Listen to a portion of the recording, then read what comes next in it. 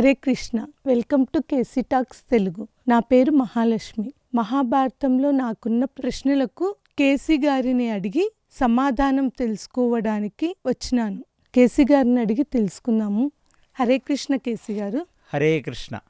నా మొదటి ప్రశ్న, నలదమయంతుల కథ ద్వాపరంలో జరిగింది కదా, మరి కలిప్రవేశం ద్వాపర యుగంలో ఎలా జరిగింది? ప్రీణయామో వాసుదేవం. మీ మొదటి ప్రశ్న, నలదమయంతుల కథ ద్వాపర యుగంలో జరిగింది, మరి కలిప్రవేశం నలుడి యొక్క శరీరంలో ఎలా జరిగింది? నలదమయంతుల కథ ద్వాపర యుగంలో, అది కూడా చాలా స్టార్టింగ్ ఆఫ్ ద్వాపర యుగంలో జరిగింది. నలుడు తన యొక్క సోదరుడి దగ్గర పాచికల్లో ఓడిపోయి రాజ్యాన్నంతా కోల్పోయి అరణ్యాలకు వెళ్ళాడు. నలదమయంతులిద్దరూ వనవాసానికి వెళ్ళారన్న సంగతి నేను నలదమయంతుల ఉపాఖ్యానంలో చెప్పాను.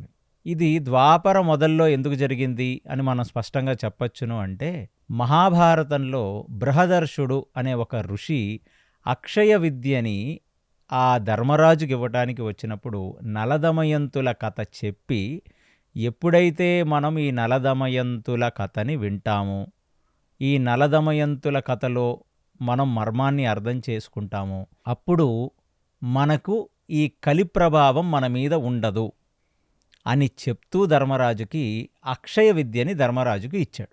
సో ధర్మరాజుకే ఇది ఒక హిస్టరీలాగా బృహదర్షుడు చెప్పాడంటే అది ఖచ్చితంగా ద్వాపర యుగం మొదల్లోనే వస్తుంది. ప్లస్ మనకు పురాణాలు చెప్తున్నాయి అది ద్వాపర యుగంలోనే వచ్చింది అని. అలాంటిది మీరెందుకు అనుకుంటున్నారు? అసలు కలిపురుషుడు కేవలం కలియుగంలో మాత్రమే ఉంటాడు, మిగతా యుగాలలో కలిపురుషుడు ఉండడు అని మీరెందుకు అనుకున్నారమ్మా? అంటే కలియుగంలోనే కదా కేసీ గారు కలిపురుషుడు ఉండేది. అది తాత్వికంగా 4 యుగ పురుషులు అన్ని యుగాల్లోనూ ఉంటారు. ఎలా అయితే మీకు దేవతలు ఉన్నారో, ఇంద్రుడు ఒక దేవతే కదా, చంద్రుడు ఒక దేవతే కదా, సూర్యుడు ఒక దేవతేనా, బృహస్పతి ఒక దేవత. మరి ఇలాంటి వాళ్ళు ప్రతి యుగానికి దేవతలుగా ఉన్నప్పుడు ఒక సత్య, ఒక ద్వాపర, ఒక త్రేత, ఇలాంటి వాళ్ళ ప్రభావం ఇంకో యుగాల్లో ఉండదు అని మీరు ఎందుకు అనుకుంటారు?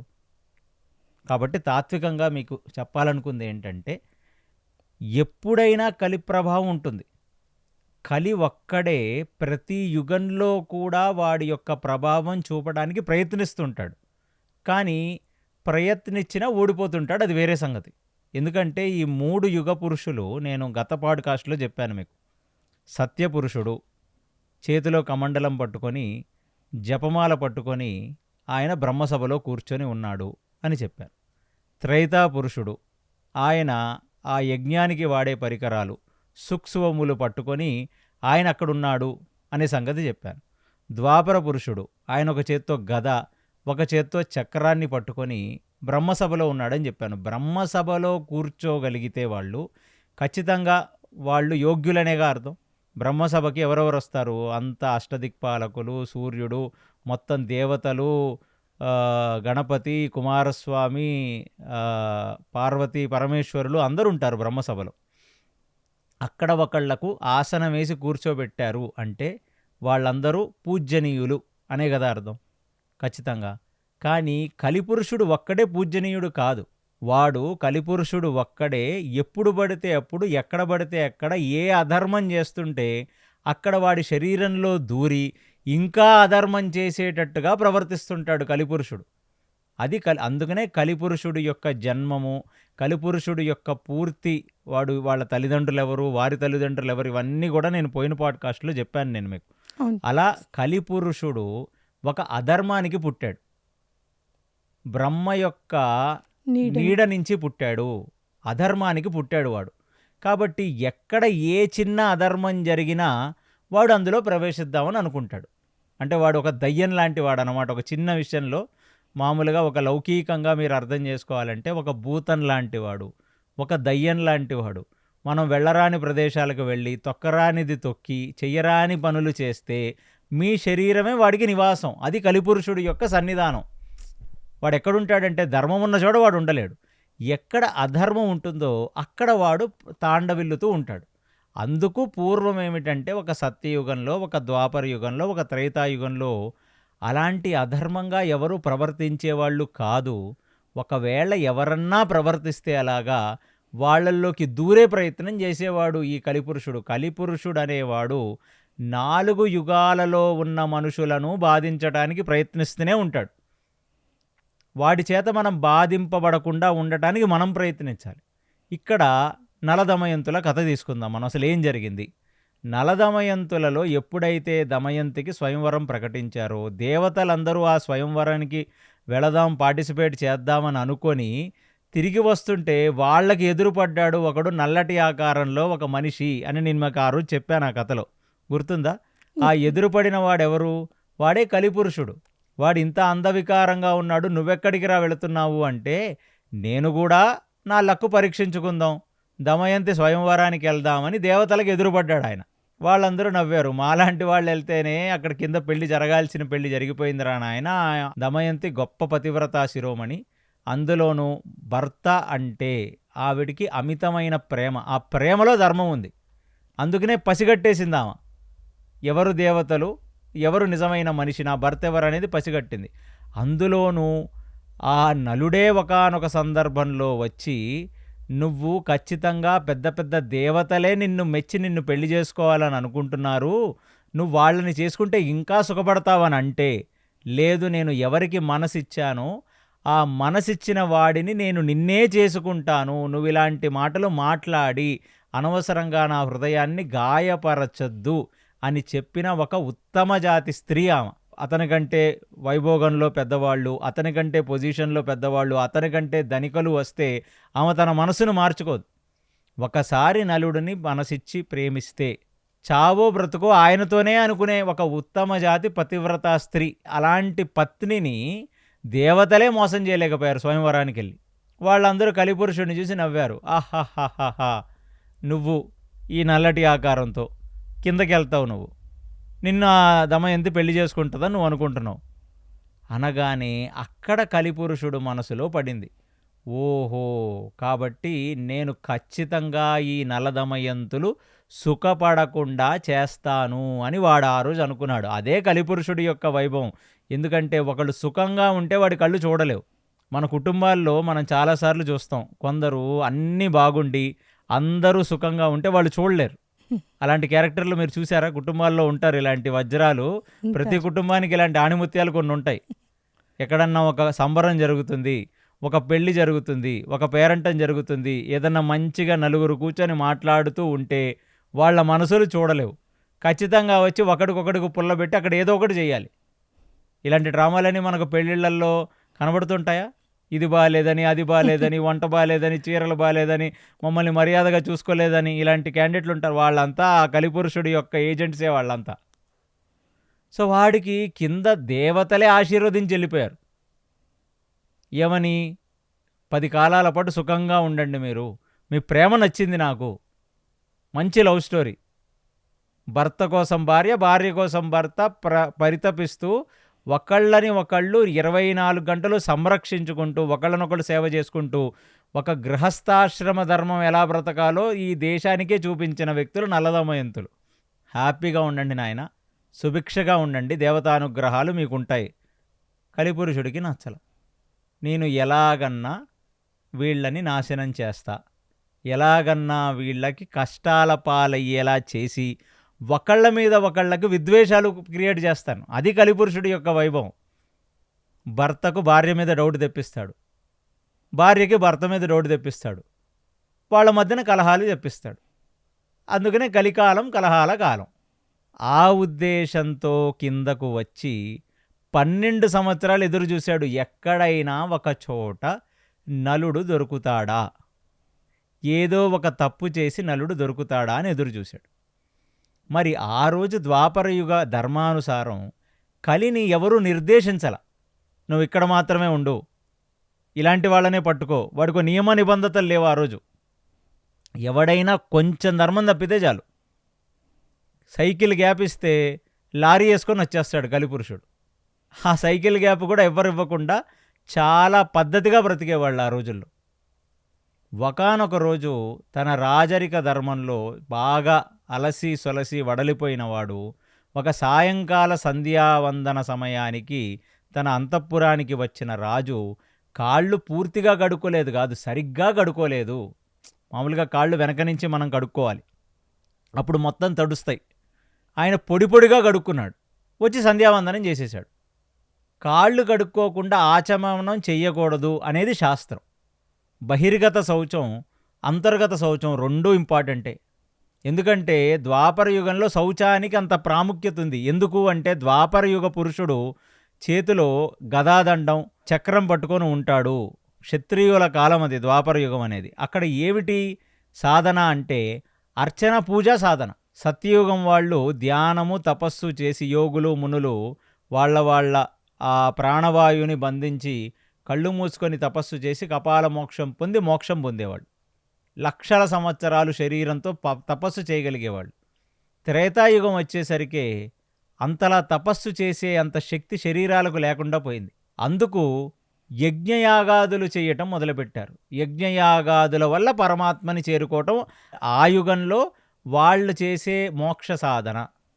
ద్వాపర యుగానికి వచ్చే పూజ, అర్చన, విగ్రహారాధన, పెద్ద పెద్ద గుళ్ళు, అక్కడ జరిగే పూజలు, పునస్కారాలు అంటే రిచువల్స్, రకరకాల తంతులు, రకరకాల అర్చన, ఈ పాంచరాత్రం, వైఖానసం ఇలాంటి ఆగమానుసారం ఏ అర్చన విగ్రహాలకైతే పూజలు చేస్తామో ఆ పూజ అర్చన ద్వారా ఒక జీవుడు మోక్షాన్ని పొందేవాడు ఆ కాలంలో. మరి ఇలాంటి అర్చన ఇవి చేసినప్పుడు శౌచం అనేది ముఖ్యం. అందుకనే ద్వాపరయుగ వాసులకు శౌచం అనేది ఇంకా ముఖ్యం. ఎప్పుడైతే ఆ చిన్న శౌచం అనేది పొడి పొడిగా కాళ్ళు కడుక్కోవటం అనేది నలుడు చేశాడో, తన పాదాల దగ్గర ఉన్న ఆ పొడి, ఎక్కడైతే పాదాలు సరిగ్గా తడవలేదో ఆ పొడి పాదాల నుంచి తన శరీరంలో ప్రవేశించాడు కలిపురుషుడు.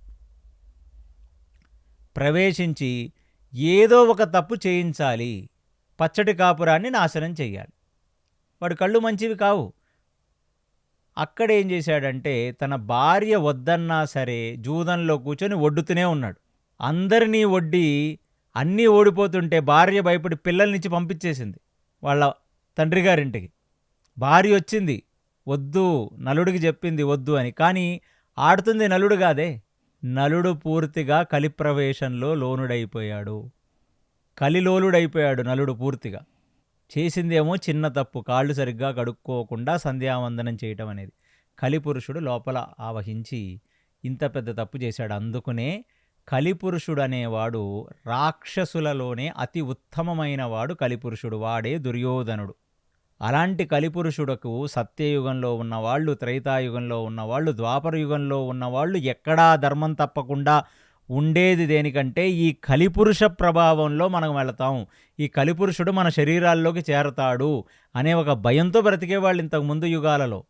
చిన్న తప్పుకే అంత బాధపడ్డాడే నలుడు. మరి కలియుగంలో ఉన్న మనుషులు ఎన్నో తప్పులు చేస్తామే మనం, ఎందుకు మరి కలియుగంలో మనుషుల్ని పట్టి కలి పీడించటం ఇష్టం లేక ఆ కలి సరిగ్గా వాడి పూర్తి ప్రభావాన్ని చూపించకుండా ఉండటానికే శ్రీకృష్ణుడు భూభారహరణం అనే ఒక గొప్ప ప్రక్రియను చేసి ఎవడెవడైతే ఆ కలిపురుషుడు తరపున యుద్ధం చేశాడో వాళ్ళందరినీ సంహరించి కలి ప్రభావం భూమి మీద తగ్గిపోయేటట్టుగా, కలి అంటే మీరు మళ్ళీ అర్థం చేసుకోండి తాత్వికంగా, ద్వాపరుడే శకుని. ఆ ద్వాపరుడి యొక్క పాచికలే ఆ పూర్తిగా ఆ పాచికల్లోనే ద్వాపరుడి యొక్క పూర్తి శక్తి ఉంది. వాడు వెళ్ళిపోతూ కలికిచ్చి వెళ్ళిపోవాలి. అందుకనే ఏ రాజ్యం అయితే రాజసూయాగంలో ధర్మరాజు గెలుచుకున్నాడో ఆ మొత్తం రాజ్యాన్ని మొత్తం ద్వాపరుడు తన చేతుల మీదుగా కలికిచ్చేశాడా, దుర్యోధనుడికి ఇచ్చేలా చేశాడు కదా. ప్లాన్ అంతా వేసింది శకునే కదా. శకుని పాచికలేశాడు కలి వడ్డల. ఎందుకంటే ఆ ద్వాపర తర్వాత వచ్చేది కలియుగం కదా, కాబట్టి కలికిచ్చేయాలి. ఇదంతా నేను మళ్ళీ చెప్పాను. మహాభారతం అనేది 8,63,900 సంవత్సరాల టైంలో జరుగుతుంది. అంటే చివరాఖరి ఘట్టంలో జరుగుతుంది ఇదంతా. సో ద్వాపరుడు వెళ్ళిపోవాలి, కలి వచ్చేయాలి, కాబట్టి కలికి ఇచ్చేశాడు. అది కృష్ణుడు గమనించాడు. అమ్మా, కలిపురుషుడు ఆ రోజు బ్రహ్మసభలోకి వచ్చి నా యుగం, నేను ఖచ్చితంగా వస్తాను, అదే వాడి గర్వం, వీడిని ఎలాగైనా తొక్కేయాలని చెప్పి అందుకు కృష్ణుడు ఈ కలిపురుషుడైన దుర్యోధనుడు వైపు యుద్ధానికి వచ్చిన వాళ్ళందరినీ నాశనం చేసి ధర్మానికి పట్టాభిషేకం చేసి, అంటే ధర్మరాజుకి, తర్వాత ఆయన సత్రయాగం చేసి మళ్ళీ కలి ప్రభావం భూమి మీద ఉండకుండా ఉండేటట్టుగా తన యొక్క పూర్తి అంశని ఆ గోపాలకృష్ణ మంత్రంలోకి ప్రవేశపెట్టి ఆయన అంతర్ధానం అయిపోయాడు. దాని తర్వాత వచ్చిన పరీక్షితుడు ఏ పిల్లవాడైతే తల్లి కడుపులోంచే శ్రీ మహావిష్ణువుని చూశాడో, చూసి మనందరం ఏమిటంటే భగవంతుణ్ణి చూడాలంటే మోక్ష సాధన చేస్తే ఈ మాంసపు నేత్రములకు భగవంతుడు కనపడడు. ఎప్పుడో మీ శరీరము నుంచి ఈ కామ క్రోధ లోభ మోహ మదమాశ్చర్యాలన్నీ పోయి పూర్తిగా మీరు పునీతులైతే అప్పుడు మీకు మనోనేత్రాలకు కనబడతాడు భగవంతుడు. మాంసపు చక్షువులకు ఎందుకు కనబడతాడు? అలాంటిది పరీక్షితుడు తను గర్భంలోంచే ఆ శ్రీ మహావిష్ణువుని చూసి తన కాపాడిన వాడిని ధర్మరాజు తొడల మీద కూర్చొని, భీముడు తొడల మీద కూర్చొని పరిపరి విధములుగా పరీక్షించి చూస్తున్నాడు. ఆ గర్భంలో నేను చూసిన ఆ రూపం ఇక్కడెక్కడుంది, ఇక్కడెక్కడ కూర్చున్నాడు ఆ వ్యక్తి, అందుకు అతనికి పరీక్షితుడని పేరు. ఆ పరీక్షితుడు కలి యొక్క ప్రభావం పూర్తిగా కలియుగ మనుషుల మీద పడి చిన్న తప్పులు చేస్తేనే కలి దూరేసి వీళ్ళని నాశనం చేస్తాడని ఆయనకి మనం రుణపడి ఉండిపోవాలి. కలియుగంలో ఉన్న మనుషులం. ఆయన కలిని నిగ్రహించడానికి 4 ప్లేసులు ఇచ్చాడు ఆయన. మాంసాహారం, జూదం, ఆల్కహాల్, ఈ ఇంటాక్సికేషన్ అంటే మత్తు మాదక ద్రవ్యాలు, మందు, మద్యం, సిగరెట్లు, అన్ని రకాల మాదక ద్రవ్యాలు, వ్యభిచారం, ఈ 4 ప్రదేశాలలో 4 పనులు చేసేవాడి శరీరంలో నువ్వు ఉండవయ్యా. మిగతా వాళ్ళ నువ్వు బాధ పెట్టద్దు. నిగ్రహించేశాడు అక్కడ. అదే ద్వాపరయుగంలో అయితే కాళ్ళు సరిగ్గా కడుక్కోకపోయినా, జుట్టుకు సరిగ్గా ముడేసుకోకపోయినా కలిదూరిపోయేవాడే. అది కాకుండా ఎక్కడైతే అమితంగా బంగారం ఉంటుందో, ఎవరి ఇళ్లల్లో అయితే ఎక్కువ అమితంగా బంగారం ఉంటుందో, బంగారంలో కలిసంధానం ఉండుగాక. ఆ బంగారం కోసమేగా ఇప్పుడు దేశాలు కొట్టుకుంటుంది. బంగారం ఎక్కడుంటే అక్కడ కలహం వస్తుంది. ఆ బంగారం కోసమే రాజులు రాజ్యాలు ఒకళ్ళనొకళ్ళు నాశనం చేసుకున్నారు. ఆ బంగారం మన దగ్గర ఉంది కాబట్టే మొఘలులు, తుర్కీయులు, బ్రిటిష్ వాళ్ళు, పోర్చుగీసు వాళ్ళు, ఫ్రెంచ్ వాళ్ళందరూ ఈ దేశం మీద పడి ఈ దేశంలో ఉన్న ఖజానా మొత్తం కుళ్ళగొట్టి తీసుకెళ్లారు. కొన్ని ట్రిలియన్ల సంపద బ్రిటిష్ వాడు ఈ దేశం నుంచి తీసుకొని వెళ్ళిపోయాడా? ఇప్పటికీ అనంత పద్మనాభ స్వామి ఎందుకు మన పూర్వీకులు కేవలం బంగారాన్ని భగవంతుడి దగ్గర పెట్టేవాళ్ళు అంటే కలి సన్నిధానం ఆ బంగారంలో ఉంటుంది కాబట్టి ఆ భగవంతుడికి అర్పించేసేవాళ్ళు ఆ బంగారాన్నంతా. మీరు తాత్వికంగా కూడా చూడండి. పూర్వం మీరు ఎవరైనా పెద్ద పెద్ద పెయింటింగులు అవి చూస్తే మగవాడికి కూడా కాళ్ళ కడియాలు ఉండేవి, మగవాళ్లకు మెట్టెలు ఉండేవి, మగవాళ్లకు పెద్ద పెద్ద హారాలు ఉండేవి. అవునా? ఆడవాళ్ళు రెడీ అయ్యేవాళ్ళు ద్వాపర యుగంలో మగవాళ్ళు, త్రేతాయుగాల్లో మగవాళ్ళు కిరీటాలు, ఆభూషణాలు, కెంపులు, మర్కత మాణిక్యాలు అన్నీ వేసుకొని ఎలా ఉండేవాళ్ళు మగవాళ్ళు. కలియుగంలో ఒక మగాడికి మహా అయితే ఉంటుంది, ఒక చేతికో ఉంగరం, మెళ్ళో ఒక చైను ఉంటుంది. అది సాధకుడైతే అది కూడా పెట్టుకోకూడదు. అవునా? అందుకు కలియుగంలో ఉన్న రాజులకు అర్థమైంది ఒకానొక స్టేజ్ దాటిన తర్వాత, అమ్మో ఈ బంగారం మన దగ్గర ఇంత ఉంది కాబట్టే రాజులు తినే కంచం బంగారం, తాగే గ్లాసు బంగారం, వండే గిన్నెల నుంచి అన్ని బంగారంలో వండుకునే వాళ్ళేమో అప్పట్లో. మరి అవన్నీ చూసి ఆ బ్రిటిష్ వాడికి, ఈ తుర్కీయులకి, మొఘలులకి వాళ్ళకి ఏమనిపించింది అంటే బంగారం వల్ల కలహం వచ్చిందా? అది తెలుసుకున్న రాజులు తర్వాత దశాబ్దాల్లో ఏం చేశారంటే మొత్తం తీసుకెళ్ళి పెద్ద పెద్ద నిధుల్లాగా క్రియేట్ చేసి గుళ్ళ కింద, గుళ్ళ దగ్గర, ఆ గుళ్ళ లోపలే ఆ భగవంతుడికి అంకితం చేసి అక్కడ దాచేశారు వాటిని. అందుకు ఈ కలి ప్రభావం పరీక్షితుడు తెలుసు వాళ్ళకి. నలుడినే వదల్లా చిన్న తప్పు చేసినందుకు అన్ని బాధలు పడ్డాడు. ఆయనలో ధర్మం ఉంది, అది ద్వాపర యుగం కాబట్టి బయటపడ్డాడు ఆయన. కలియుగంలో మనుషులు అలా ఈజీగా బయటపడరని చెప్పి ఈ 4 ప్లేసులకి పరిమితిని చేశాడు. కాబట్టి ఏ యుగంలో అయినా మీరు కొంచెం తప్పు చేసినా మీ యందు కలి ఆవేశం మీలో ప్రవేశిస్తుంది, కలిపురుషుడు ఆవేశం ప్రవేశిస్తుంది. ప్లస్ కలిపురుషుడు ఆవేశం ఎక్కడైతే ప్రవేశించిందో సమస్త నిశాచ, పిశాచ, శాకిని, డాకిని ఇలాంటి సమస్త దుష్ట, దైత్య, అసురవన్నీ మీ శరీరంలో చేరతాయి.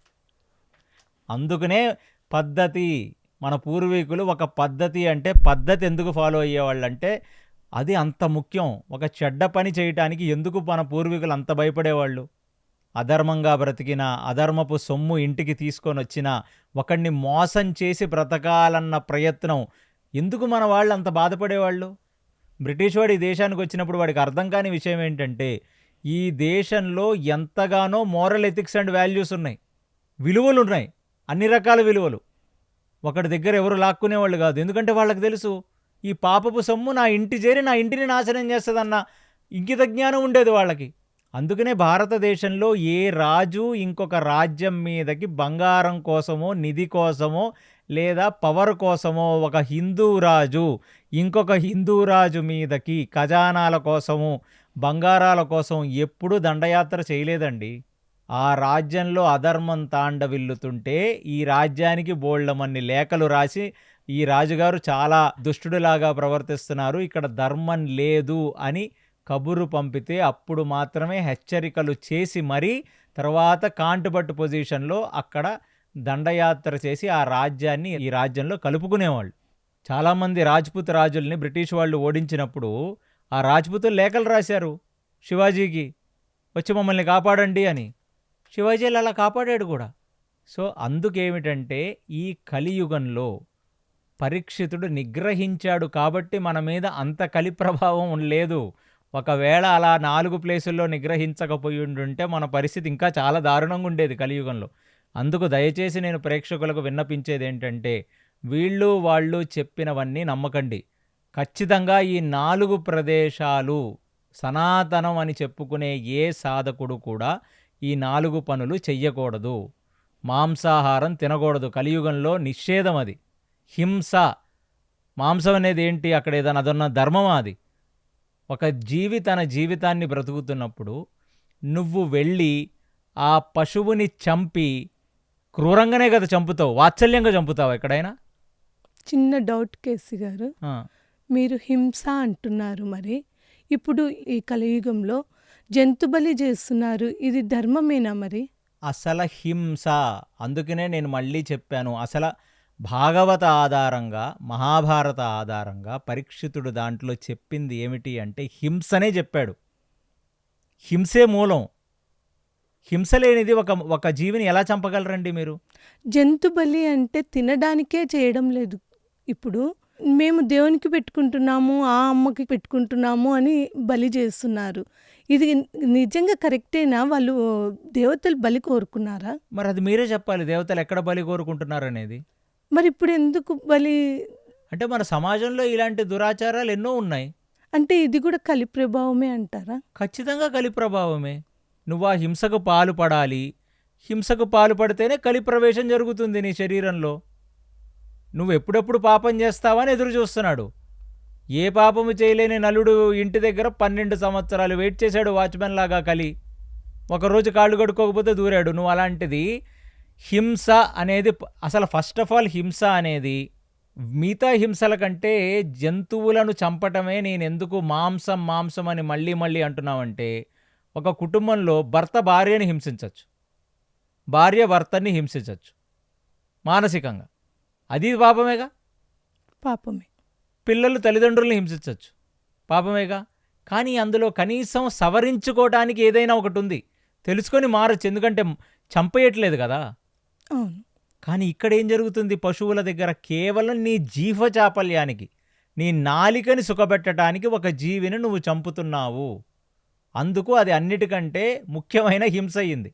అలాంటి హింస చేస్తే నువ్వు పాపం చేసినట్టే. పాపం చేస్తే కలిప్రవేశం నీలో ఉంటుంది.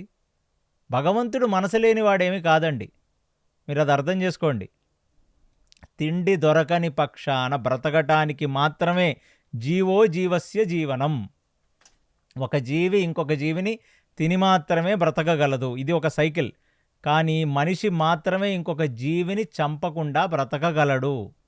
కొన్ని జీవులున్నాయి, మేకలు, ఆవులు, ఇవన్నీ కేవలం మొక్కల్ని వాటిని తినే కదా బ్రతుకుతాయి, ఇంకో జీవుల్ని. సో అలాగా మనిషి కూడా కలియుగంలో కేవలం ఎటువంటి హింసకు పాల్పడకుండా, మాంసాహార భక్షణ చేయకుండా ఉంటే కలిప్రవేశం జరగదు అతని శరీరంలో. ఇంకొక ప్రశ్న, రాముడు కృష్ణుడే మాంసం తిన్నారని చెప్తున్నారు కదా, మరి మీరెందుకు దీన్ని నొక్కి ఒక్క నుంచి చెప్తున్నారు? ఇది మీకు వచ్చిన ప్రశ్నేనా? ఇది ఎందుకంటే చాలామంది కామెంట్లలో కూడా రాశారు రాముడు కృష్ణుడే మాంసం తిన్నారు అని. ఫస్ట్ ఆఫ్ ఆల్ నాకు ప్రత్యేకించి కృష్ణుడు మాంసం తిన్నాడనే సంగతి మాత్రం నాకు ఎక్కడా, నేను ఇంత మహాభారతం చదివాను, భాగవతం చదివాను, నాకైతే ఒక శ్లోక ఆధారంగా కృష్ణుడు మాంసం తిన్నట్టు నాకు తెలియదు. బహుశా తిన్నాడని మీరు నిరూపిస్తే నేను నా అభిప్రాయాన్ని మార్చుకుంటాను. కృష్ణుడు మాంసం తిన్నాడన్న సంగతి విష్ణు పురాణం, భాగవత పురాణం, దాని తర్వాత మహాభారతం, హరివంశం, ఇందులో ఎక్కడైనా ఒక శ్లోక ఆధారంగా సంస్కృత శ్లోకంలో కృష్ణుడు మాంసం ఖచ్చితంగా తిన్నాడు అని మీరు చెప్తే నేను మార్చుకుంటాను నా అభిప్రాయాన్ని. Point number 1. ఇక రాముడు మాంసం తిన్నాడనేది ఒక చర్చనీయ అంశది. అది పర్ఫెక్ట్గా ఒక శ్లోకాన్ని పెట్టి రాముడు ఖచ్చితంగా ఈ మాంసం తిన్నాడు అని మనం ఒక నిర్ధారణకు కూడా రాలేం. నేను అది ఖచ్చితంగా చెప్పగలను. ఇలాగనే ఇతను మాంసం తిన్నాడు రాముడు, ఇది శ్లోకం. ఇక్కడ ఎక్కడ పట్టాభిషేకం జరుగుతున్నప్పుడు చికెన్ బిర్యానీలు వండారా, లేకపోతే వాళ్ళు వేటకు వెళ్ళి కొట్టుకొని వచ్చి సీతమ్మ వారు వండి పెట్టిందా? నేను ఇప్పుడు నెక్స్ట్ మహాభారతం చెప్పటానికి నేను చాలా మహాభారతం మీద రీసెర్చ్ చేస్తున్నాను. నాకు పర్ఫెక్ట్గా రాముడు మాంసం తిన్నాడు అనే సంగతి నాకైతే ఒక శ్లోక ఆధారంగా డైరెక్ట్ శ్లోకం లేదు. కృష్ణుడిదైతే దొరకనే లేదు, రాముడిది అది డైరెక్ట్ శ్లోకంలో లేదు. ఇది ఈ సందర్భంలో తిని ఉండొచ్చేమో అని చెప్పడానికి ఆధారాలు ఉన్నాయి తప్ప డైరెక్ట్ శ్లోకం లేదు. ప్లస్ కాసేపు రాముడు కృష్ణుడిని వదిలేయండి. రాజులు తిన్నారా? ఖచ్చితంగా తిన్నారు. మనం భోజనం తిన్న తర్వాత చాలామంది వచ్చి వాతాపి జీర్ణం అంటారు. ఆ కథ తెలుసు కదా మీకు? తెలుసు. సో మీకు వాతాపి జీర్ణం కథ తెలుసు. అక్కడ ఇల్వాల వాతాపి అని ఇద్దరు అసురులు ఉండేవాళ్ళు. ఆ అసురులు ఏం చేసేవాళ్ళు అంటే, ఒక బ్రాహ్మణుల్లాగా మారిపోయి, మా పూర్వీకులండి, మా తాతగారు మా తండ్రి గారి శ్రాద్ధ కర్మలు చేస్తున్నాం, శ్రాద్ధ భోజనానికి కొందరు బ్రాహ్మణోత్తములను పిలిచి మేము భోజనం పెడితే మా పితృదేవతలు శాంతిస్తారని చెప్పి ఆ అరణ్య మార్గంలో ఆ తపస్సులు చేసుకుంటున్న ఆ ఋషిమునులను వాళ్ళు వాళ్ళ యొక్క ఆశ్రమాలకు పిలిచేవాళ్ళు. పిలిస్తే పాపం అమాయకపు ఋషులు వెళ్ళేవాళ్ళు. వెళ్తే ఆ వాతాపి ఒక మేకగా మారిపోయేవాడు. ఇల్వాపి ఆ మేకను కోసి భోజనం వండి అక్కడ వచ్చిన బ్రాహ్మణోత్తములందరికీ పెట్టేవాడు. పెట్టిన తర్వాత వాళ్ళందరూ అది తిన్న తర్వాత వాతాపి బయటికి రా అంటే వాళ్ళ పొట్టల్ని చీల్చుకుంటూ ఆ వాతాపి బయటకు వచ్చేవాడు. వీళ్ళిద్దరూ కలిసి చనిపోయిన ఆ మృతదేహాల్ని తినేవాళ్ళు. ఈ కథ మీకు తెలుసా? తెలుసు ప్రభు. అంటే ఆ యుగంలో ఖచ్చితంగా బ్రాహ్మణులు కూడా మాంసం తినేవాళ్ళు అనే సంగతి మనకు శాస్త్రం చెప్తుంది. అది కేవలం శ్రాద్ధ కర్మలకు మాత్రమే తినేవారట. వేరే వేరే యుగాలలో బ్రాహ్మణులు మాంసం అనేది కేవలం శ్రాద్ధ కర్మలకు మాత్రమే తినేవాళ్ళు అని, అది ఆ యుగ ధర్మం అని నాకు పూర్వీకులు పెద్దలు చెప్పారు. అలా చెప్తేనే ఈ వాతాపి ఋషులను మునులను మోసం చేయగలడు కదా. అలా అగస్త్యుడు, ఆయన బ్రాహ్మణోత్తముడు మహర్షి, ఆయన్ని తీసుకొచ్చారు. ఆయనతో కూడా ఇలాగే చేద్దాం అనుకున్నారు, బలైపోయారు. ఆ అగస్త్యుడు ఆ వాతాపినే జీర్ణం చేసేసుకున్నాడు కదా. అందుకనే మనం వాతాపి జీర్ణం అంటాం. అంటే ఏదన్నా తినరానిది తిన్నా, చాలా కఠిన పదార్థం తిన్నా వాతాపి జీర్ణం అంటే ఆ అగస్త్యుడి దగ్గర ఆ వాతాపి ఎలాగ జీర్ణం అయిపోయాడు అలాగ మనకు కూడా జీర్ణం అవుతుంది అని మనం అంటాం. అంటే ఈ కథ ప్రకారం ఖచ్చితంగా ఓహో ఆ రోజుల్లో పోని మునులో ఋషులో తపస్సులో తినేవాళ్ళేమో. శ్రాద్ధ కర్మలకు మాంసాహారం తినేవాళ్ళు పూర్వీకులని నాకు కాశీలో బ్రాహ్మణులు కూడా చాలామంది చెప్పారు. కలియుగంలో తినరే, మరి ఆచారం కలియుగంలో వచ్చింది అని వాళ్ళు కూడా తింటూ మొదలుపెట్టాలి కదా. అది యుగధర్మం, వాళ్లకు తెలుసు. అది సత్యయుగంలో, త్రేతాయుగంలో, ద్వాపర యుగాల్లో క్షత్రియులు కొన్ని జాతుల వాళ్ళు మాంసం తినేవాళ్ళు. కలియుగంలో కూడా తినుండొచ్చు, కానీ కలి ప్రభావం ఉండకుండా ఉండటానికి కేవలం కొన్ని ప్రదేశాలలో మాత్రమే కలి ఉండాలి అని చెప్పి పరీక్షితుడు ఆ కలిని నిగ్రహించడానికి ఆయన కొన్ని ప్రదేశాలు ఇచ్చాడు. అవునా? అందుకు మనం మాంసం తినం. మాట్లాడితే రాముడు మాంసం తిన్నాడు, దానికి పూర్తి ఆధారం నాకు తెలియదు. మీకు ఎవరన్నా తెలిస్తే ప్రేక్షకులకు నాకు మెసేజ్లు చేయండి, నేను మళ్ళీ చదువుతా. కృష్ణుడు మాంసాహారం తినడానికి నా దగ్గర ఇవాల్టి వరకు ఆధారం దొరకలా. ఇంత మహాభారత, హరివంశ, భాగవతం, విష్ణుపురాణం అన్ని చోట్ల ఎతికాను నేను. మళ్ళీ దేవుళ్లతో పోలికలు వీళ్ళకి. ఆయన 16,108 మందిని పెళ్లి చేసుకున్నాడు. వీడు 2-3 పెళ్లి చేసుకొని సరిగ్గా చూడలేడు. వీడు ఈ కామెంట్లో రాసినవాడు రాముడు మాంసం తిన్నాడు, కృష్ణుడు మాంసం తిన్నాడు అని రాస్తారు కదా పనికి మాలిన వాళ్ళు. కనీసం బుద్ధి జ్ఞానం ఉండదు వాళ్ళకి. కలియుగంలో మనిషి చాలా స్వార్థం పెరిగి చాలా స్వార్థంగా బ్రతుకుతుంటాడు. సత్య ద్వాపర త్రేతాయుగాల్లో మనిషి వాడి కోసం కూడా బ్రతుకుతాడు తప్ప వాడి కోసమే బ్రతకడు. కలియుగం ముందుకెళ్లే కొద్దీ మనిషి కుటుంబం కోసం కూడా బ్రతకడు, భార్య కోసం కూడా బ్రతకడు, పిల్లల కోసం కూడా బ్రతకడు, వాడి కోసం వాడు బ్రతుకుతాడు. అలా మనం పాశ్చాత్య దేశాలకు వెళ్తే స్వార్థం పేటరేగిపోతూ ఉంటుంది. అక్కడ మనుషులేం కుటుంబాల కోసం బ్రతకరే. అంటే నేను ఎందుకు ఈ పాయింట్ చెప్తున్నానంటే, పాపం జీర్ణించుకునే శక్తి కలియుగంలో తగ్గిపోద్ది. పూర్వం ఒక సినిమాలో నేను ఒక చిన్న డైలాగ్ చెప్తాను. ఏదో ఒక మనిషిని చంపేస్తాడు. పూజ చేసుకుంటున్నప్పుడు ఒక చిన్న చీమ నీళ్ళల్లో పడి కొట్టుకుంటుంటే తమలపాకుతో ఆ చీమను తీసి బయటపడేసి ఒక ప్రాణం తీసా, ఒక ప్రాణం పోసా, లెవెల్ అయిపోయింది అంటాడు. నాకు ఈ సినిమా పేరు గుర్తు రావట్లేదు, కానీ ఇలాంటి ఒక డైలాగ్ వింటాను. పూర్వం ఏంటంటే వాళ్ళు పోనీ మాంసాహార భక్షణ అని ఒక పాపం చేసినా ఆ పాపానికి మించిన పుణ్యాలు చేసేవాళ్ళు వాళ్ళు. ఒక మనిషి మీద కుటుంబం ఆధారపడి ఉండేది. ఎంతమందినో కనేవాళ్ళు, వాళ్ళని చూసుకునేవాళ్ళు, పరులకు ఉపయోగపడేవాళ్ళు, భూమికి భారంగా కాకుండా అందరికీ పరోపకారార్థమిదం శరీరమని ప్రతి మనిషికి ఉపయోగపడేలాగా ప్రవర్తించి వాళ్ళందరూ పుణ్యాత్ములుగా బ్రతికేవాళ్ళు. కాబట్టి ఆ చిన్న పాపం ఇంత పెద్ద పుణ్యంలో కొట్టుకుపోయేది. ఇప్పుడు మనిషి చేస్తున్నదే పాపం, తింటున్నదే పాపపు సొమ్ము, బ్రతుకుతున్నదే స్వార్థం. మళ్ళీ దీనికి పొద్దున ఒక బిర్యానీ, రాత్రి ఒక బిర్యానీ, మరుసటి రోజు ఒక బిర్యానీ. అసలు పూర్వం కూడా నేను చూసింది ఏంటి, నాకు తెలిసిన ప్రపంచంలో కేవలం చుట్టాలు వస్తేనో లేకపోతే ఏ సంవత్సరానికి 2 సార్లో 3 సార్లో ఈ మాంసం తినే కులాలు కూడా చాలా తక్కువ మాంసాలు తినేవాళ్ళు. మీరు ఆత్మవిమర్శనం చేసుకోండి. మీ తాతలు, మీ తండ్రులు ఇన్ని రకాలుగా ప్రతిరోజు తిన్నారా? వారానికి ఒకసారికి వచ్చింది అది. తర్వాత ఆదివారాలు తినే స్టేజ్కి. దాని తర్వాత ఇవాళ ఎప్పుడు పడితే ఎప్పుడు, ఎక్కడ పడితే అక్కడ విచ్చలవిడిగా. భారతదేశంలో నాకు తెలిసి కోళ్ల ఫారం ఇండస్ట్రీలు, దాని తర్వాత ఈ మేకల కోసుకునే ఈ బుచ్చర్ హౌసెస్, లిషియస్ ఇలాంటి ప్యాకేజ్డ్ ప్రోడక్ట్ మాంసాహారం అనేది కేవలం గడిచిన ఒక 20 సంవత్సరాల డెవలప్మెంటే. మీరు 30 సంవత్సరాల కిందకు వెళితే మీ పెరట్లో పెరిగే పాపం ఆ కోడి 6 నెలలు, 7 నెలలు, 8 నెలలకు పెరిగితే ఆ కోడిని ఎప్పుడో ఇంటికో చుట్టం వస్తే కోసుకునేవాళ్ళు. అంటే ఆ ఒక్క కోడి తిన్నారని కాదు, దానికి తగ్గట్టు సమాజానికి ఎంతో చేశారు మన తాతలు. ఇంత స్వార్థంగా అయితే బ్రతకలేదండి. ఇలా బ్రతికితే కుటుంబాలు ఇంత ముందుకొచ్చేవి కావు. ఇదంతా పాశ్చాత్య సంస్కృతిది. ఇచ్చలవిడిగా ఇష్టం వచ్చినట్టు పశువులను కోసేయటం. అందుకనే అహింసా పరమో ధర్మం అనేది మనకు ఎన్నోసార్లు మహాభారతంలో కూడా వస్తుంది. కలియుగంలో వచ్చిన చాలా మతాల్లో మాంసాహారం నిషేధం. జైన ధర్మంలో, బౌద్ధ ధర్మంలో. ఆ మాటికొస్తే ఏ స్పిరిచువల్ ఇన్స్టిట్యూషన్ అన్నా చూడండి, వాళ్ళ చాలామంది శంకుచక్రాలు వేసుకుంటారు శ్రీ వైష్ణవులు అవ్వటానికి. అవునా? జియంగార్ల దగ్గరికి వెళ్ళి శంకుచక్రాలు వేసుకొని వాళ్ళు నారాయణ మంత్రం తీసుకుంటారు. ఎందుకు మాంసాహారం మానేస్తారు? దాంట్లో కలిప్రభావం ఉంటుంది. కలిప్రభావం ఉందని మాత్రమే మాంసాహారం మానేస్తాం మనం కలియుగంలో. ఇంకొకటి లేదు. భీముడు తిన్నాడా? బాగా తిన్నాడు మాంసం. అర్జునుడు తిన్నాడా? తినే ఉంటాడు. డైరెక్ట్ ఎవిడెన్సెస్ నాకు తెలియదు. వేరే వాళ్ళు తిన్నారా? క్షత్రియులు తిన్నారు. ఆ యుగంలో ఆ ధర్మం అలా నడిచింది, తిన్నారు. అందుకనే యుగాలకి ధర్మం మారుతుంది కదా. మీరు అడిగిన ప్రశ్న మొదలైంది నలుడు యొక్క పాదాల నుంచి కలిప్రవేశం. మరి ద్వాపర యుగంలోనే కలి వచ్చేసాడు. చిన్న తప్పు దొరికితే చాడు వాడు దూరిపోదామని అనుకుంటున్నాడు.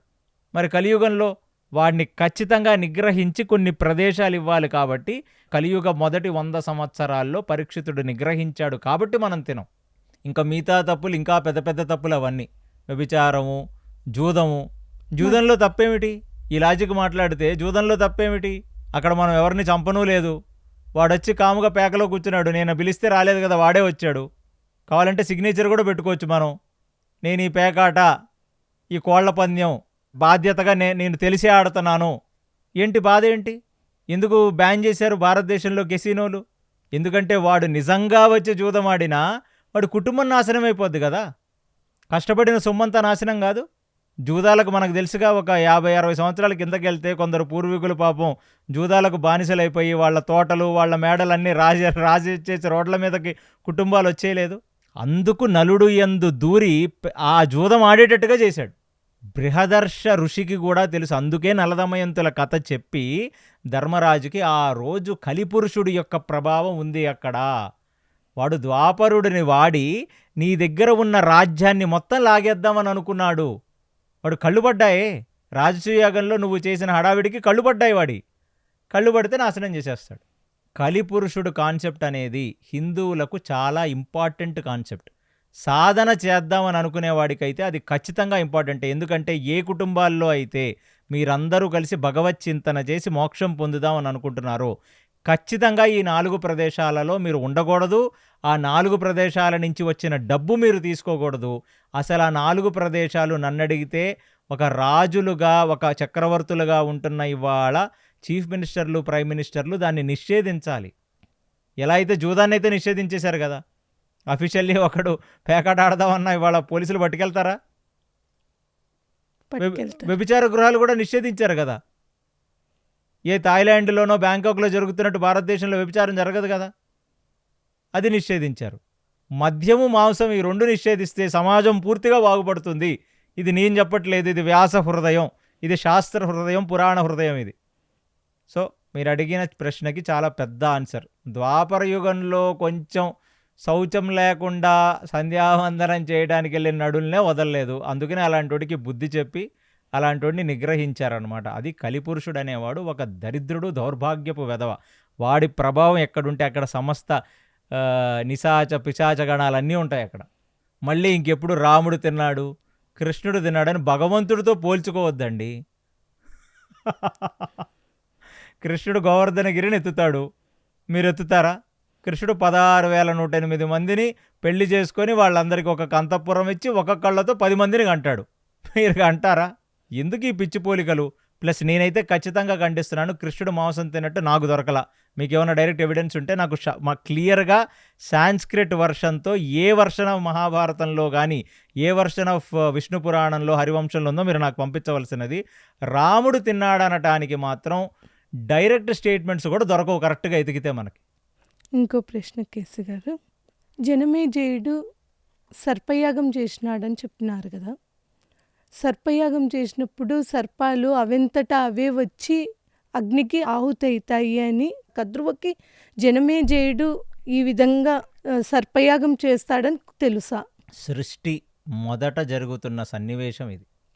దీనికి కలియుగానికి లింక్ ఉంది. కలియుగంలో జనమేజయుడు సర్పయాగం, దీనికి లింక్ ఉంది. కరెక్ట్, మీరు అడిగిన ప్రశ్న నాకు అర్థమైంది. సత్యయుగం స్టార్టింగ్లో జరుగుతున్న ఒక సన్నివేశానికి కలియుగంలోకి సంబంధం ఉంది మహాభారతంలో. అంటే సత్యయుగం తర్వాత ఇంకా 2 యుగాల తర్వాత కలియుగము. అవును. మరి 4వ యుగంలో జరిగేది తెలిసిపోయిందా తనకి? ఖచ్చితంగా. ఏమిటంటే ఆమెకి అంటే కద్రువు ఇచ్చిన శాపం ఏమిటంటే జన్మేజయుడనే ఒక పేరు గల్ల రాజు చేసే ఒక సర్పయాగంలో పడి మీరు మరణిస్తారు అని మాత్రమే శాపం, కద్రువు ఇచ్చిన శాపం. అసలు ఫస్ట్ నుంచి లాస్ట్ వరకు తీసుకుంటే, అంటే మీరు సత్యయుగం నుంచి కలియుగం వరకు తీసుకుంటే ఎంతమంది జన్మేజయుడు పేరుతో రాజులు వచ్చారో మీకు తెలుసా? తెలియదు. కనీసం ఓ 100 మంది వచ్చి ఉంటారు. పురాణాలన్నీ మనం తిరగేస్తే సత్యయుగం నుంచి మన కలియుగం వరకు జన్మేజయుడు పేరుతో రాజులు ఎంతమందో వచ్చారు. ఎప్పుడెప్పుడు ఒక జన్మేజయుడు పేరుతో ఒక రాజు భూమి మీద పుడుతున్నాడో అప్పుడప్పుడు సర్పాలకు లోపల టెర్రర్ మొదలవుతూనే ఉంది. ఓ, అవి భయపడుతూనే బతుకుతున్నాయి. అవి భయపడుతూనే బ్రతుకుతున్నాయి. సత్యయుగంలో మనకు యాక్చువల్లీ జన్మేజయుడు కుటుంబంలోనే ఒక జన్మేజయుడు వచ్చాడు. సూర్యవంశాల్లో జన్మేజయులు వచ్చారు, చంద్రవంశాల్లో జన్మేజయులు వచ్చారు, యుగ యుగాల్లో జన్మేజయులు వచ్చారు. కనీసం పురాణాలు తిరగేస్తేనే కనీసం మనకి జన్మేజయుడు క్యారెక్టర్లు అన్ని పురాణాల్లో కలిపితేనే 100 వస్తాయి. అసలు ఎంతమంది వచ్చారో తెలియదు. అంటే ఇప్పుడు ఒక చిన్న శాపం అండి, కృష్ణ చైతన్య చేతిలో మీరు మరణిస్తారు అని ఒక ఋషి శాపం ఇచ్చాడు అనుకోండి. ఏ కృష్ణ చైతన్య? ఎంతమంది కృష్ణ చైతన్యాలు వస్తారు, ఎంతమంది కృష్ణ చైతన్యాలు పోతారు? ఆ బ్రతుకున్నోడు దినదిన గంట 100 ఏళ్ళ ఆయుసులా బ్రతకాల్సిందే. పాముల్ని చూసి మనం భయపడుతున్నాం కానీ మనని చూసి కూడా అవి భయపడుతున్నాయి. మనల్ని అందరినీ చూసి పాములు భయపడట్లేదు. కేవలం జన్మేజయుడు అనే ఒక రాజు పుట్టాడు అంటే ఇమీడియట్లీ పాములన్నిటికీ ఒక భయం స్టార్ట్ అయిపోద్ది. అలాంటిది తక్షకుడు చంపాడు కాబట్టి వాళ్ళే ఈ జన్మేజయుడు చేత చేయించారు ఈ పని. అర్థమైందా మీకు? సో తల్లి ఇచ్చిన శాపం జన్మేజయుడు పేరు గల్ల ఒక రాజు చేతిలో మీరందరూ చనిపోతారు, అదే శాపం.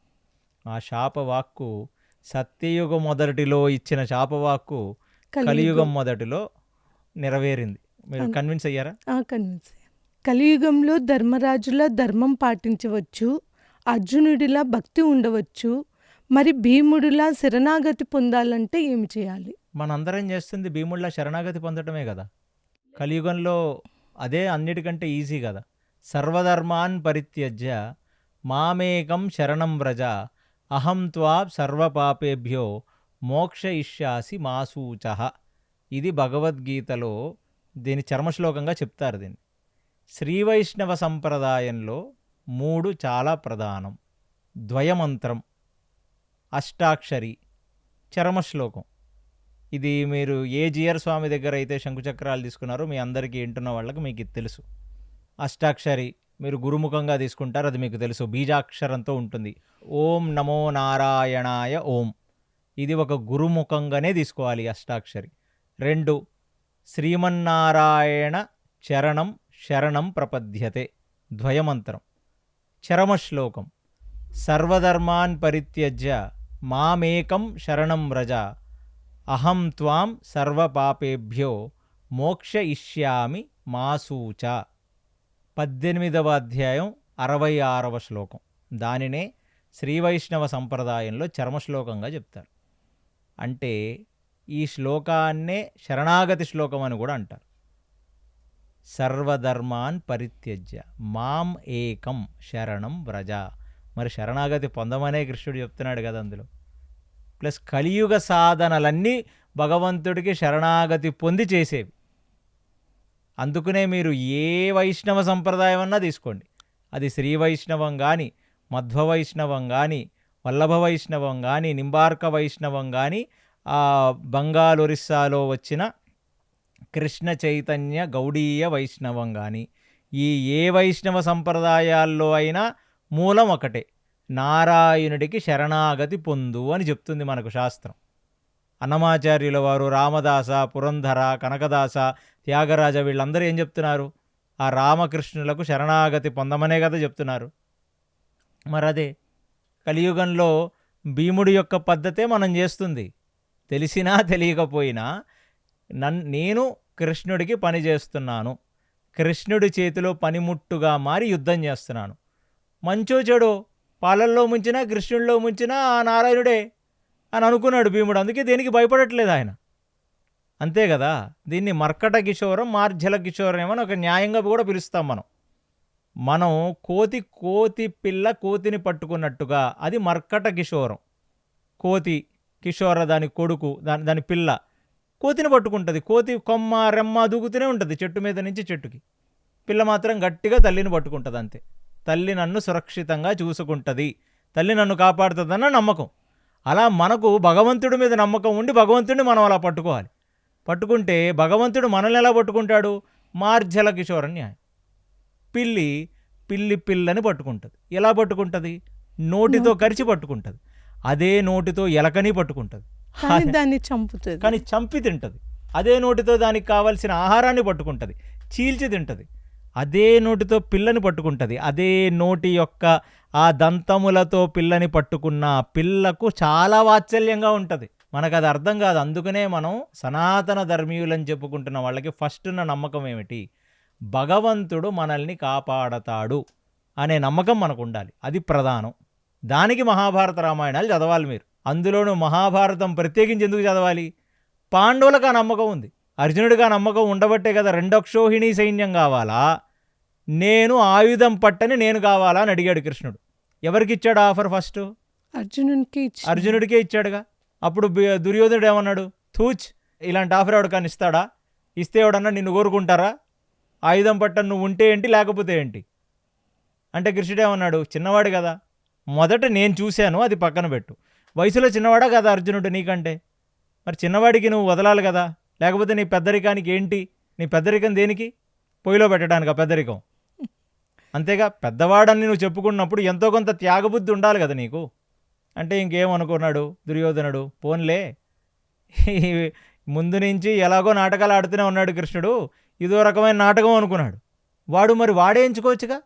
ఏం పర్లేదు, నాకు రెండక్షోహిణి సైన్యం కాదు, నాకు నువ్వే కావాలని దుర్యోధనుడు ఎందుకు ఎంచుకోవాలా?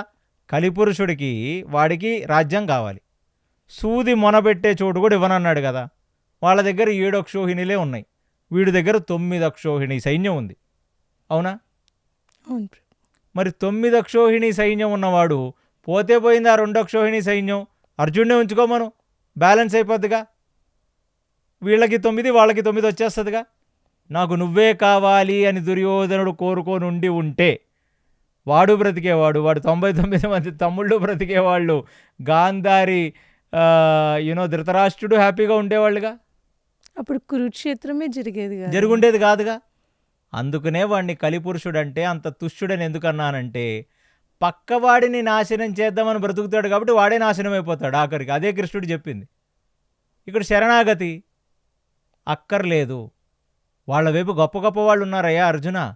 ద్రోణాచార్యుడు ఉన్నాడు, భీష్మాచార్యులు ఉన్నారు, కృపాచార్యులు ఉన్నారు, గొప్ప హేమాహేమిలు ఉన్నారు, బాహ్లీక, సోమదత్త, భూరిశ్రవలు, అబ్బబ్బబ్బా, శల్యుడు, అంత ఎక్స్పీరియన్స్డ్ వాళ్ళు ఉన్నారయ్యా వాళ్ళ వైపు. మీ వైపు ఎవరున్నారు? అందరికంటే ఎక్కువ ఎక్స్పీరియన్స్డ్ భీముడు, భీముడు తర్వాత నెక్స్ట్ ఎక్స్పీరియన్స్డ్ అర్జునుడు, లేదా ఇద్దరు ఈక్వల్ ఎక్స్పీరియన్స్ ఏమో. వీళ్ళిద్దరే ఎక్స్పీరియన్స్ ఉన్నోళ్ళు. ఇంకా మిగతా వాళ్ళందరూ ఎవరు? నకుల సహదేవులు ఏం పెద్ద యుద్ధం చేశారు? ధర్మరాజు ఏం పెద్ద యుద్ధం చేశాడు? ఆఖరి రోజు కొంచెం యుద్ధం చేశాడు ఆయన. అంటే అంత గొప్పగా యుద్ధం చేసేవాళ్ళు ఏం కాదు కదా. ఇక మిగిలింది ఎవరు? చిన్న చిన్న పిల్లలు, మీసాలు మొరవని ఉప పాండవులు, అప్పుడప్పుడే పెళ్లి చేసుకున్న అభిమన్యుడు, దీని తర్వాత సీనియర్ సిటిజన్స్. వీళ్ళకు పిల్లనిచ్చిన మామైన ద్రుపదుడు, దృష్టద్యుమ్నుడు, వీళ్ళకి రాజ్యం ఇచ్చిన విరాట్ రాజు, వీళ్ళ తల్లిగారి వైపు నుంచి వచ్చిన కుంతిభోజుడు, అంతా రిటైర్మెంట్ అయిపోయి ఇంట్లో కూర్చోవలసిన ముసలోళ్ళు లేదా పిల్లలు. ఎవరికి ఎక్కువ అవసరం? 2 అక్షోహిణి సైన్యం వీళ్ళిద్దరిలో. పాండవులకి. అర్జునుడికే అవసరం. అయినా అర్జునుడు ఏం కోరుకున్నాడు? కృష్ణుడినే కోరుకున్నాడు. అది ఆయుధం పట్టని కృష్ణుడు. అది శరణాగత అంటే. ఎందుకంటే వాళ్లకుంది నమ్మకం, దేవతా అంశంలో వచ్చారు కాబట్టి వాళ్లకుంది నమ్మకం, కృష్ణుడు మా వైపు ఉంటే చాలు, విజయం మాకొస్తుంది అని. మరి మీకు నమ్మకం లేదంతే. సో సనాతన ధర్మంలో పుట్టిన ప్రతివాడు అర్థం చేసుకోవాల్సింది మహాభారత రామాయణాల నుంచి ఏమిటి. నేను మళ్ళీ రామాయణంలో మళ్ళీ శరణాగతిని మీరు అన్నారు ఎలా బ్రతకొచ్చు అని. సో నేను రామాయణం నుంచి ఒక ఉదాహరణ చెప్తా. రావణాసురుడు చాలా పవర్ఫుల్లేగా, దేవతలే గజగజలాడిపోయారుగా, అవునా? శని, మిగతా శుక్రుడు, ఏ గ్రహమైనా రావణాసురుడికి భయపడిన వాళ్లేగా. అలాంటి రావణాసురుడు వాడి రాజ్యమైన లంక భూతల స్వర్గంగా ఉంది, అవునా? అవును. ఎక్కడ లేని సెక్యూరిటీ. అంటే ఇవాళ ఒక రకంగా అమెరికా అనుకోవచ్చు. అమెరికా పవర్ఫుల్ నేషన్ కదా ఇప్పుడు. సో వాడు ఒక రకమైన అమెరికాలో ఉండేవాడు అప్పుడు. విభీషణుడు ఏమన్నా పెద్ద యుద్ధం చేశాడా? చేయలేదు. రావణాసురుడి తమ్ముణ్ణి అని చెప్పుకోవడం తప్ప విభీషణుడి దగ్గర ఒక్కటైనా ఏదైనా అతను సొంతగా గెలిచినది కానీ, సొంతగా ఆయన పేరుకి ఏదైనా ఒక సార్థకత్వం ఉందా? లేదు. మరి అలాంటి వ్యక్తి ఎవరి ఆశ్రయంలో అయితే బ్రతికాడో, ఇన్ని రోజులు పెద్దన్న నలుమూలలకు వెళ్ళి 4 వైపులున్న రాజ్యాలన్నిటినీ జయించి భూతల స్వర్గంగా చేసి విభీషణుడు పొద్దున్న లెగ్గానే 10 మంది ఆయన పక్కన నించుంటారు. మీలా వంటలవి వండుకోవాల్సిన అవసరం లేదు. విభీషణుడు కేకేస్తే ఏ డిష్ కావాలంటే ఆ డిష్ తీసుకొస్తారు. అన్ని రకాల భోగాలు సమకూర్చాడుగా తమ్ముడికి. అంటే రావణాసురుడు మంచి అన్నే. వాళ్ళ పిల్లలని, వాళ్ళ తమ్ముడిని, తమ్ముడు పిల్లలు అందరినీ బాగా చూసుకున్నాడా? అలాంటి వాడు ఎందుకు వెళ్ళిపోయాడు మరి? అంత పెద్ద రావణాసురుడు, దేవతలే జయించలేని రావణాసురుడు, పొద్దున లెగ్గానే ఇంద్రుడి దగ్గర నుంచి వీళ్ళు వాళ్ళు వచ్చి రావణాసురుడికి నమస్కారం పెట్టి వెళ్ళేవాళ్ళు, అంత హేమాహేమీలే అక్కడికి భయపడేవాళ్ళు. మరి అలాంటి విభీషణుడు ఎవరి వల్ల అయితే జీవితం వచ్చిందో అతనికి, మరి అలాంటి అన్నని వదిలేసి నారచీరలు కట్టుకొని సరిగ్గా ఎటువంటి పెద్ద పెద్ద వెపన్స్ కూడా లేని వానరులు ఎలా యుద్ధం చేశారయ్యా అంటే, ఒక్క వానరుడు కూడా ఏదో హనుమంతుడి చేతిలో గద ఉందని చెప్పి వానరులందరూ గదలు పట్టుకొని వచ్చారు. అది సినిమా వాళ్ళు చూపించింది. ఏ వానరుడి చేతిలో ఏ గదా లేదు. ముష్టిఘాతాలతో, రాళ్లతో, రప్పలతో, చెట్లని తిప్పి లోపల నుంచి బయటికి తీసి ఆ వేర్లతో కొట్టడం. వీళ్ళు కోతులు, నిజంగా అవి కోతులే. అవి భరతుడు ఏమన్నా సైనికుల్ని పంపించాడా? మామగారైన జనకుడు ఏమన్నా సైనికుల్ని పంపించాడా? ఏమన్నా రథాలు వచ్చాయా? నార చీర కట్టుకున్నాడు, చేతికి చెప్పులు లేకుండా నార చీర కట్టుకొని ఆ కోదండం చేతిలో పట్టుకొని వచ్చిన రాముడికి ఎందుకు శరణాగతి పొందాలి విభీషణుడు? ఆ మాటికొస్తే లౌకికంగా మాట్లాడుకుందాం. నీకు జన్మ ఎవరిచ్చారో గాని అన్ని రకాలుగా నిన్ను ఆదుకుంది నీ పెద్దన్న. మరి పెద్దన్నని వదిలేసి నువ్వు వెళ్ళిపోతే నువ్వు వెన్నుపోటు పొడిచినట్టేగా పెద్దన్నకి. అధర్మంతో ఉన్నాడు కాబట్టి ధర్మం ఎటువైపు ఉంటే అటువైపు ఉందామనుకున్నాడు. కానీ ఒక రకంగా లౌకికంగా చూసుకుంటే మరి ఇవాళ మీరు కలియుగంలో మీకున్న లౌక్యం ప్రకారం చూసుకుంటే మీ అన్న చీఫ్ మినిస్టరో, మీ అన్న హోమ్ మినిస్టరో, మీ అన్న ఒక పెద్ద ప్రైమ్ మినిస్టరో అయితే మీ అన్నకి అగేన్స్ట్కి నిలబడతారా మీరు? నిలబడము. ఎందుకు? ఎందుకంటే మీ అన్న మోచేతి నీళ్లు తాగితే మీరు హ్యాపీగా బ్రతుకుతారని మీరు అనుకుంటున్నారు. అవునా? అవును. విభీషణుడు అలా అనుకోలా. రేపటి నుంచి బహుశా నాకు తిండి ఉండకపోవచ్చు, రేపటి నుంచి 10 మంది వచ్చి నాకు వింజామర్లై పట్టకపోవచ్చు, ఆ మాటికొస్తే నా దగ్గర డబ్బులే ఉండకపోవచ్చు, మా అన్నిచ్చిన పాకెట్ మనీతో బ్రతుకుతున్నాను నేను.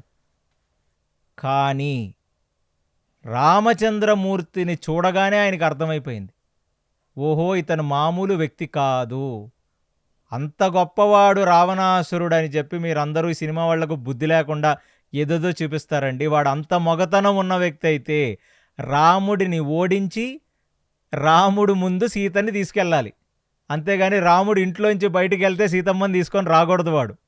అది అర్థమయ్యింది కాబట్టి ధర్మం వైపు నిలబడదామని వచ్చాడు. లౌకికంగా చూస్తే విభీషణుడు ఒక రకంగా అన్నకు వెన్నుపోటు పొడిచిన వాడే. కానీ అదే అంటుంది సర్వధర్మాన్ పరిత్యజ్య. లౌకికంగా నీకు ధర్మం అనిపిస్తుంది, నీకు అనిపించేదంతా ధర్మం కాదు, అందుకే వదిలేశాడు. వెళ్ళి ధర్మం పక్కన నిలబడతానన్నాడు. ఏం తెలుసు, ఏం అసలు రాముడు యుద్ధం గెలవచ్చు గెలవకపోవచ్చు. అవునా? ఈ కోతుల్ని నమ్ముకొని వచ్చాడు రాముడు, కోతుల్ని నమ్ముకొనే వచ్చాడు. కోతులే రాముడికి సేవ చేయడానికి వచ్చాయి.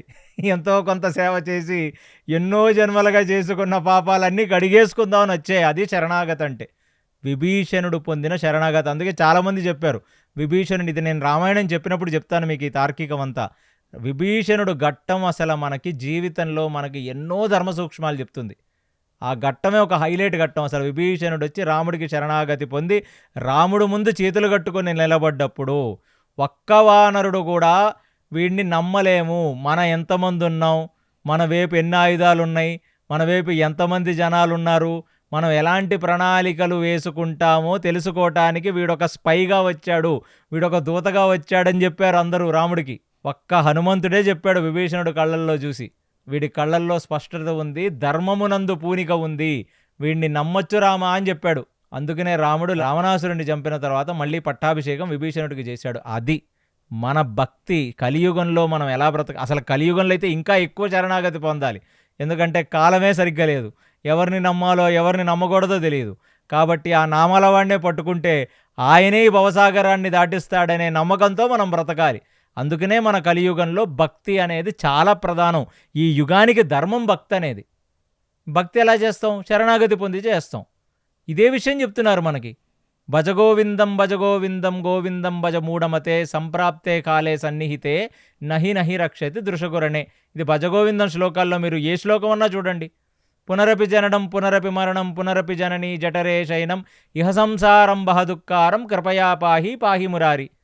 శంకరాచార్యుడు చెప్పాడు శరణాగతి గురించి, కృపయా పాహి పాహి మురారి.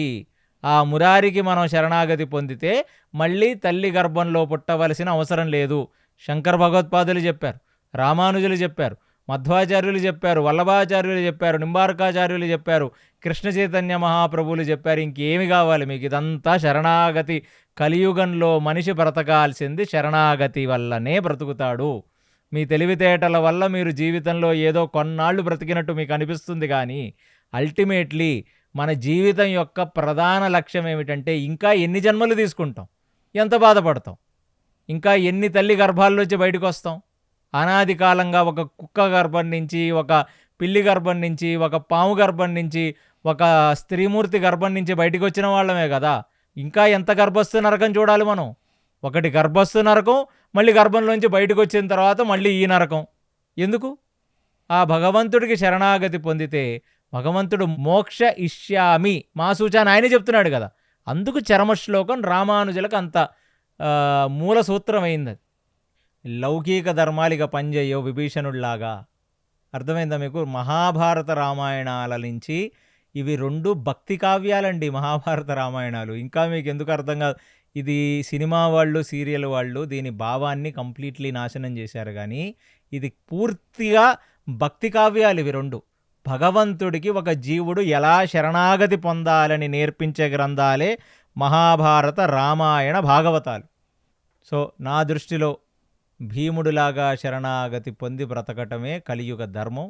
అదే ఎందరో ఆచార్యులు బోధించారు. అలా బ్రతకడం అన్నిటికంటే సులువు. కురుసభలో ద్రౌపదికి చాలా అవమానం జరిగింది కదా. ఆ పరిస్థితిలో కృష్ణుడే ఆ శ్రీమూర్తికి సహాయం చేయకుంటే ఏం జరిగేది? సో మీ అందరికీ ఏంటంటే కృష్ణుడు ద్రౌపదికి సహాయం చేశాడని ఇంకా నమ్ముతున్నారు మీరు, అంతేనా?